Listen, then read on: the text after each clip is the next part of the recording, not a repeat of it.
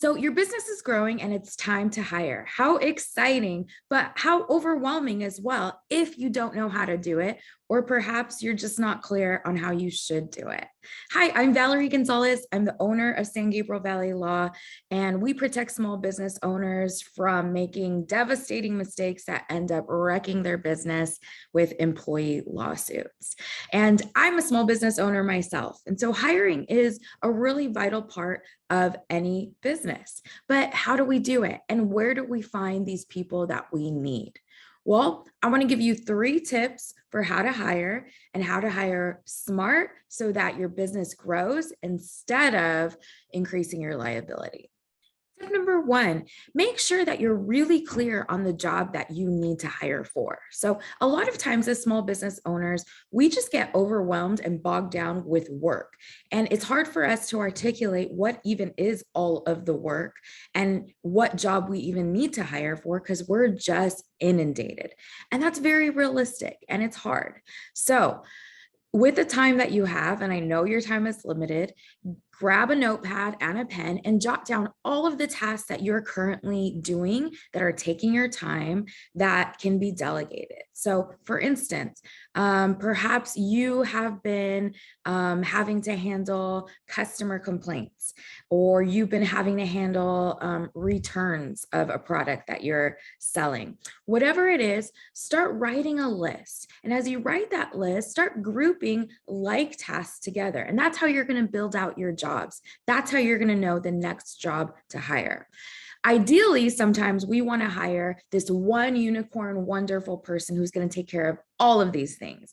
And while that person may exist, they'll probably get really overwhelmed and end up quitting if you give them too many tasks to do at once. So it is to your benefit to separate these tasks, group them together, and you may end up coming up with 2 or 3 jobs as opposed to inundating this one person, this one job with all of these things. Tip number 2, after you've got that job or jobs clearly articulated, start coming up with questions that you're going to ask these people. The best, safest way to craft these questions is to make them related to the functions of the job. So if your job is to hire, or if the job you're hiring for is as a driver of a vehicle, perhaps a delivery driver. Some questions that you may ask are whether or not they have a driver's license, right? That is necessary to do this job. So it's a valid question.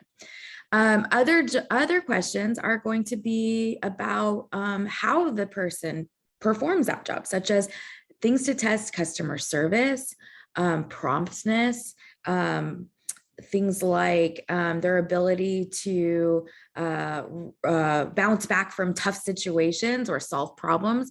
Whatever the nature of the job is, those are the kinds of questions that you want to ask. The kinds of questions you want to stay away from have nothing to do with the job and can lead you down a road of liability because they can inadvertently ask things about people's protected statuses, like perhaps you're trying to figure out if someone is going to be able to arrive promptly every day for this job because you need someone who's reliable.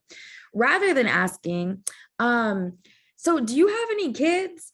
Do you have a good babysitter for those kids? How old are they? Are they in school? And trying to find out the answers to that question. A better way to ask that is to say something like this. This job requires that you arrive to work every day promptly at 8 a.m. for a shift that runs from 8 a.m. to 5 p.m. Is there any reason why you wouldn't be able to meet that requirement? And allow them to divulge what they want to. But since it's a function of the job, it is a requirement and it's non-negotiable, no matter the reason. Tip number 3, protect your business with the foundational things that you need. So once you've spent all that time and money and energy recruiting these people, interviewing, going through applications and hiring these people, now you need to secure that investment, so to speak. The way you do that is through policies and procedures. There are a couple of foundational policies and procedures that you need to have as a business owner that will really set you up for success. They're not foolproof, meaning that they're not going to protect you from ever getting sued. The reality is that any of us can get sued at any time. But what they are going to do is allow you to enforce your policies and procedures without an inference of discrimination. Simply put, you're applying these things to all people, not just the pregnant employee or the person over 40 or the person who is requesting an accommodation. So some of these policies are things like arbitration agreements, confidentiality agreements, employment agreements, and new hire paperwork.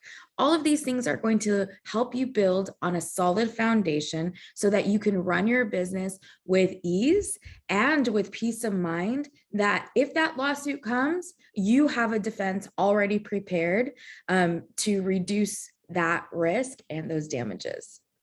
So if you're ready to hire and you don't know where to start, give us a call and let's talk through your strategy so that you can do that with peace of mind and fill those roles quickly with people who are going to grow your business, not be a liability.